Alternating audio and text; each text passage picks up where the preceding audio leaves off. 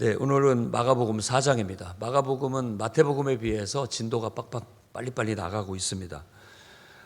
오늘 말씀은 마태복음으로 한다면 13장에 해당되는 부분으로서 비유를 가지고 천국에 대해서, 하나님 나라에 대해서 말을 하고 있어요. 근데 우리가 천국에 대해서, 하나님 나라에 대해서 이렇게 말을 한다고 했을 때 천국, 하나님 나라, 우리가 앞으로 가게 될 그야말로 어떤 영생을 얻고 복지를 누리는 어떤 곳이라고 생각할지 모르지만 이 천국, 다시 말해서 마태복음, 마가복음 버전으로 한다면 하나님의 나라는 하나님을 섬기는 삶을 말하는 거예요.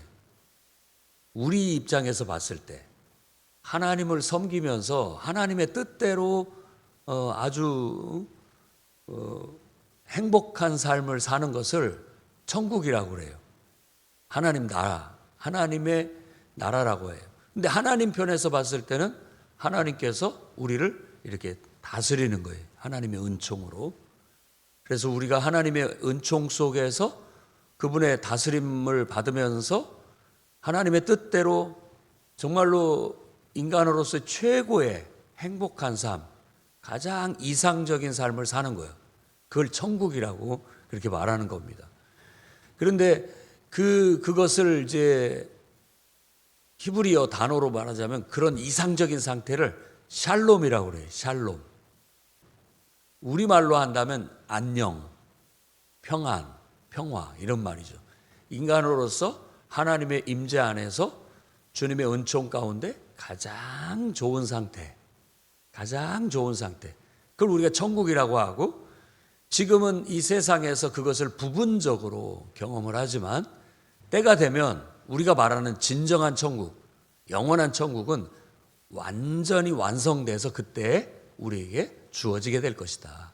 그래서 이제 우리가 앞으로 미래에 맞이하게 될 천국은 그야말로 하나님의 임재가 온 세상을 덮어 하나님의 통치가 이상적으로 완전하게 완성되는 그런 때를 말하는 것이고, 지금 우리가 이 세상을 살아가면서 말하는 천국은 내 삶 속에, 나라는 한 인간 속에 어떻게 하나님의 다스림이 실현되는가, 어떻게 내가 하나님을 잘 섬기면서 그분의 말씀대로, 그분의 뜻대로 내 삶을 펼쳐나갈 것인가 하는 그런 문제입니다. 그러면서 나라는 영역을 넘어서서 이제 나와 또 다른 사람, 어떤 공동체 속에서 어떻게 그것이 잘 구현되고 실현될 것인가. 그러니까 교회라는 공동체도 예수님의 몸을 이루고 있다라고 말하는 것도 머리 대신 예수님의 다스림이, 그분의 뜻이 몸을 통해서 그대로 이렇게 나타나고 실현되는 그런 것을 이렇게 비유적으로 말해주고 있다고 볼 수가 있는 것이죠. 그래서 오늘 말씀도 바로 그와 같은 하나님을 섬기는 어떤 신앙에 대한 이야기를 어떤 면에 있어서는 알아듣기 쉽게 비유로, 또 어떤 면에서는 못 알아듣는 사람은 못 알아듣고 그런 겁니다. 비유라는 게 그런 거예요. 내가 어떤 걸 경험을 해보면, 실제 경험을 해보면 그 비유가 뭔 말인지를 알아요. 그런데 그거에 대해서 전혀 내가 경험이 없으면은 뭔 말인지 못 알아듣습니다. 못 알아들어요.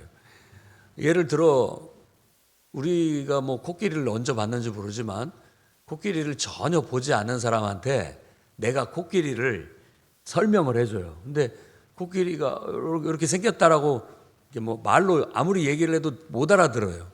안 봤기 때문에. 뭐 비유를 말하자면 막 다리는 막 기둥 같고, 뭐 코는 뭐 이렇게 뭐 파이프 같이 길고, 뭐 귀는 부채처럼 막 크고, 이렇게 얘기를 하면 내가 비유로 얘기를 한 거잖아요. 그러면 그걸 이렇게 말하고 있구나, 그걸 이렇게 말하고 있구나 알아듣는데, 나는 봤기 때문에 그걸 전혀 태어나서 한 번도 보지 못한 사람은 엉뚱한 상상을 하거나 도대체 뭘 말하는지 모르겠다라고 해요. 근데 그걸 한번 딱 가서 실제로 보거나 경험을 하게 되면 허벅지를 탁 치면서 저걸 말하는구나 이렇게 알게 되는 것이죠. 그게 비유예요. 근데 예수님은 바로 하나님 나라의 경험, 이 영적인 경험은 딱히 이걸 경험을 해봐야 알지.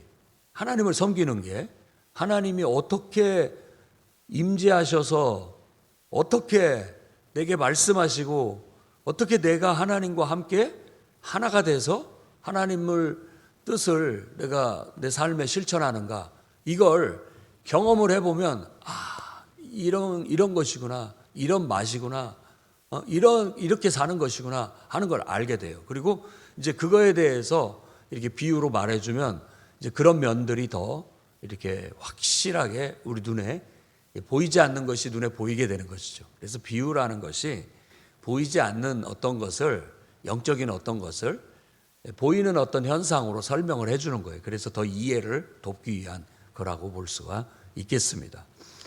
자, 이제 씨 뿌리는 자의 비유를 얘기해요. 씨 뿌리는 자의 비유라고 보통 얘기를 하는데 여기서 씨를 뿌리는 자는 하나님이에요. 하나님. 그리고 씨는 하나님의 말씀입니다. 말씀. 그리고 네 개의 각각의 밭, 길가, 돌밭, 가시떨기, 그리고 좋은 밭, 이 네 개는 그 말씀을 받아들이는 사람의 마음을 말해요. 사람의 마음. 그래서 그 하나님의 말씀이 우리 마음밭에 떨어졌을 때 우리가 마음이 길가 같으면 어떤 상태냐면 말씀을 듣기는 들으나 사탄이 와서 그걸 먹어버리는 거예요. 그러니까 사탄이 와서 그 말씀을 빼앗아 가버리니까 말씀이 내 마음속에 박히지를 않죠. 그 다음에 돌짝밭은 우리가 연상하듯이 농사를 져본 사람은 알겠지만 뿌리가 깊게 내릴 수가 없어요. 그러다 보니까 해가 떠서 비치면 뿌리가 얇아서 양분을 빨아들이지 못하고 햇빛은 강하게 되면 말라 죽어요.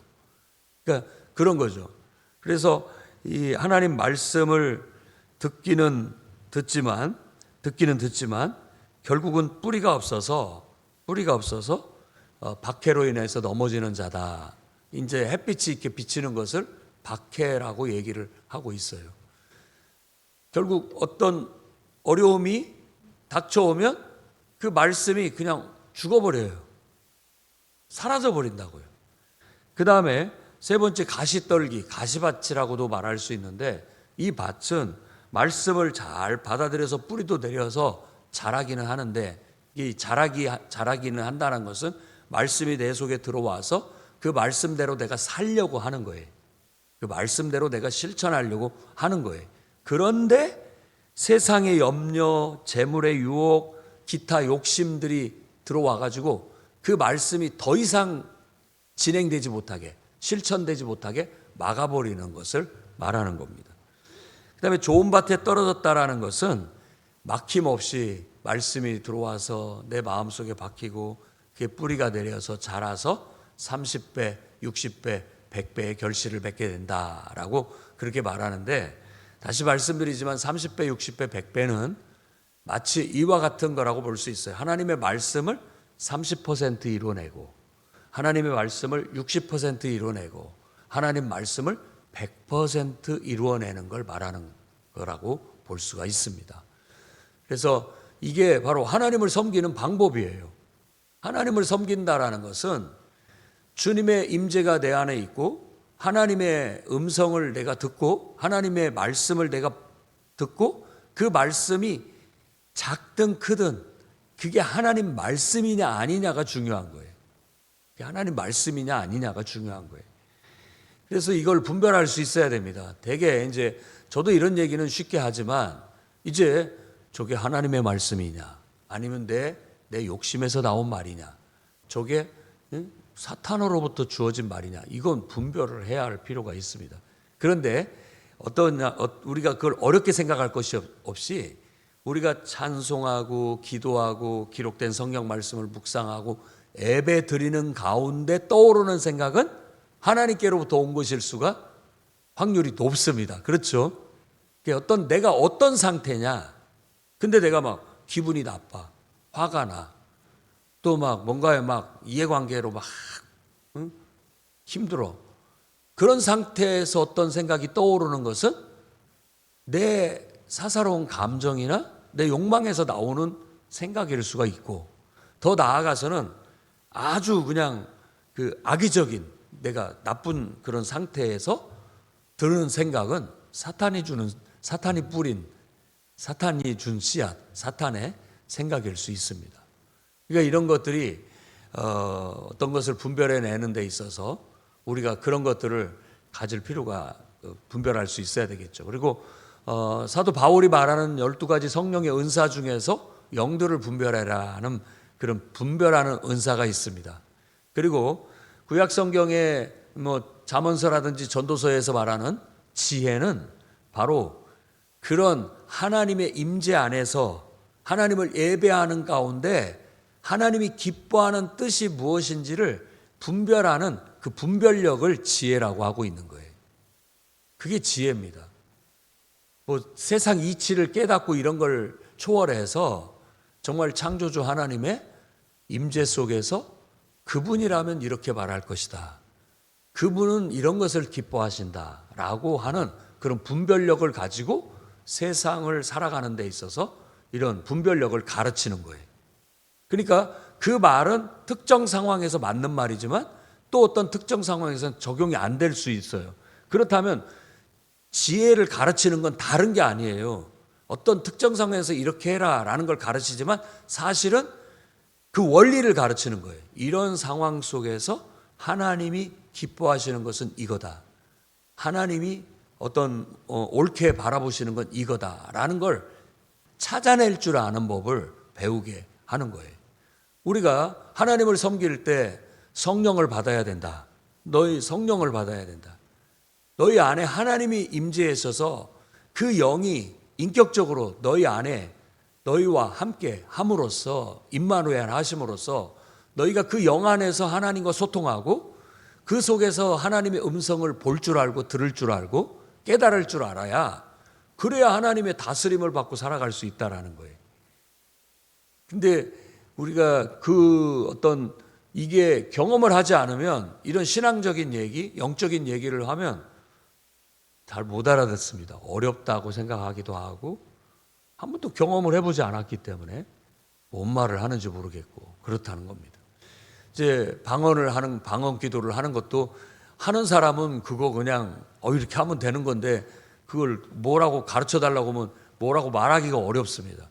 또 하나님의 음성을 듣는 것도 경험을 하면 이렇게 하나님께서 내게 말씀하시는 것이 이렇게 느껴지고 그러는데, 경험하지 못한 사람은 도대체 어떤 것을 말하는 거야, 모르는 사람은 모릅니다. 그러니까 이것을 이런 식으로 실제 우리 눈에 보이는 어떤 현상으로, 우리가 평상시에 경험하는 어떤 일상으로 빗대어서 말을 해줌으로써 우리가 마치 우리 마음속에 하나님이 농부가 씨앗을 뿌리듯이 하나님이 우리 마음속에 생각을 주신다.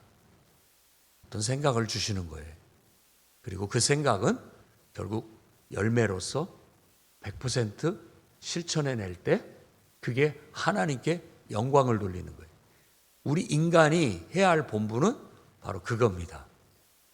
하나님 그러라고 우리를 하나님의 형상대로 창조하신 거예요.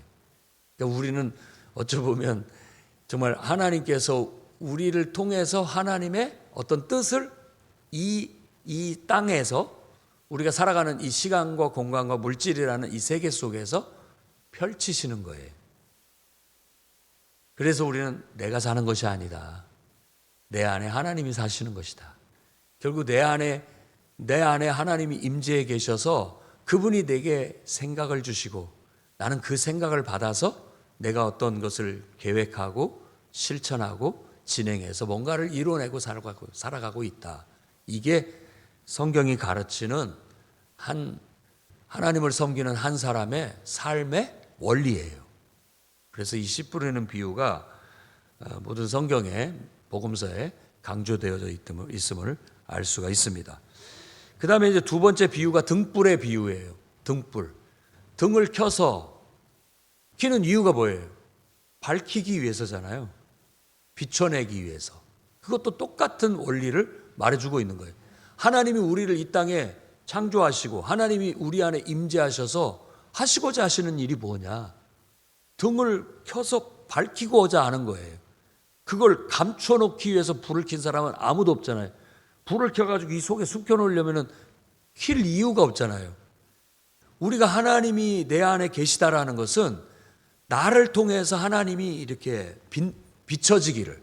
그래서 이스라엘에게도 너희는 빛이다. 너희는 너희 빛을 비춰라 라고 얘기하는 거예요. 그건 나라는 한 인격을 자랑하고 내 재능을 자랑하라는 것이 아니라 우리 안에 계신 하나님을 비춰내야 할 우리는 등불이다 라는 것을 가르치고자 하는 거예요. 예수님께서 너희는 빛이다, 세상의 빛이다 라고 말씀하셨죠. 그래서 너희 착한 행실을 비춰내서 모든 사람이 하나님께 영광 돌리게 해라. 착하다는 건 내가 착하다는 게 아니에요. 내가 착한 일을 한다라는 것이 아니에요. 선은 하나님밖에 없습니다. 하나님만이 선이에요. 그러니까 하나님이 내 안에 있어서 우리는 그 하나님을 내 삶으로 실천해서 보여주는 거, 그게 선행이에요. 선행에 대한 기준을 바꿔야 됩니다. 세상에서 말하는 선행은 그냥 표면적인 것을 말하는 것이고, 성경에서 말하는 선은 선한 분은 하나님밖에 없는 것이고, 하나님이 내 안에 계셔서 내가 하나님의 뜻을 실천할 때 그게 선행이 되는 거예요. 선행. 그래서 냉수 한 그릇을 내가 누군가를 위해서 선행을 베풀 때에도 그것이 그냥 사사롭게 내가 저 사람을 좋아해서 내가 저 사람을 불쌍히 여겨서 해주는 것이 아니라 하나님이 내 안에서 저 영혼을 긍휼히 여기게 하고 저 영혼을 사랑하게 하셔서 대접하게 하는 것, 그것이 진정한 선행인 거예요. 그러니까 하나님과 무관하게 된 것은 하나님으로부터 오지 않은 모든 것은 다 죄로 갑니다. 그런데 모든 것이 하나님께로부터 나와서 우리의 삶을 통해서 비춰지게 되면 그 모든 것은 누가 뭐라고 해도 그건 선행이 되는 겁니다. 그게 등불을 비추는 삶이에요. 그래서 등불이 이렇게 밝혀서 착 비치는 것처럼 나라는 한 사람의 삶을 통해서 하나님이 비춰져서 사람들이 나를 볼 때 나만 보이는 것이 아니라 나를 내 안에서 하나님이 보여야 됩니다. 하나님이 보여야 돼요. 우리의 말 속에 하나님이 느껴지고 우리 행동 속에 하나님이 느껴질 수 있게. 그게 진짜 하나님을 잘 섬기는 거예요. 신앙이 좋은 것이죠. 그 다음에 이제 뿌려진 씨앗이라고 해서 이 씨가 뿌려졌으면은 뭐 자고 일어나면 자라고 자고 일어나면 더 막 자라고 열매 맺고 꽃이 피고 열매 맺고 하는 것처럼 하나님의 말씀의 능력을 말해주고 있어요. 말씀은 살아있어서 그 말씀이 알게 모르게 뭔가 나를 변화시키고 뭔가가 이루어지고 뭔가 역사가 나타나게 된다라는 그 하나님 말씀의 역동성, 살아있고 운동력 있다라는 그 히브리서 말씀도 바로 이걸 말하는 거예요. 이것은 이사야가 한 말이에요. 위에서 비가 내리면 하나님의 은혜가 이렇게 내리는 거죠. 그냥 은혜가 내리면 그것이 다 만물을 역동하게 만들고 자라게 만들고 그렇게 해서 역사를 이룬다라는 것처럼 하나님의 말씀도 마찬가지입니다. 말씀이 우리에게 우리를 변화시키고 우리를 생각하게 만들고 계획하게 만들고 행동하게 만들고 뭔가를 이루어내게 만드는 거예요. 그래서 우리가 이 원리를, 영적인 원리를 잘 터득할 필요가 있어요. 그게 하나님을 섬기는 방법이고 섬기는 원리예요. 그 다음에 이제 겨자씨 하나를 갖다라고 얘기해서 그 말씀의 역동성, 그 능력 얼마나 큰지, 이게 하나님이 우리에게 주신 어떤 생각이나 어떤 뜻이 크고 작고 작은 것 하나라도 하나님이 주신 거라면 그것은 충분히 놀라운 역사를 이룬다라는 것을 겨자씨, 씨 중에 가장 작은 씨라 할지라도 그것이 자라면 이렇게 나무가 된다. 저렇게 나무가 된다. 그래서 새들이 와서 집을 짓고 살 수 있게끔 그렇게 된다라고 해서 그 말씀이 얼마나 놀라운 능력을 가지고 있는지를 말해주고 있는 거예요. 이렇게 해서 비유를 통해서 말하는 것은 때때로 아는 사람은 더 깨닫게 하기 위해서, 더 많은 걸 깨닫게 하기 위해서. 모르는 사람은 모르는 거고 그런 겁니다. 그래서 예수님이 모르는 자는 모른다. 그 말은 경험을 해보지 않은 사람들, 맛보지 않은 사람은 천국이 뭔지를 몰라요. 하나님을 섬기는 게 뭔지를 모른다고요. 근데 하나님의 임재를 경험하고 하나님을 통해서 내가 어떤 생각을 하고 생각이 피어오르고 그 생각을 계획하고 실천하고 말하고 행동해서 뭔가를 이뤄내 본 사람들은 이게 바로 하나님의 역사구나. 이게 하나님이 나를 통해서 일하시는 거구나. 이게 바로 하나님의 통치의 방법이구나. 원리구나 하는 걸 알게 된다라는 걸 말해주고 있는 거예요. 그래서 이사야도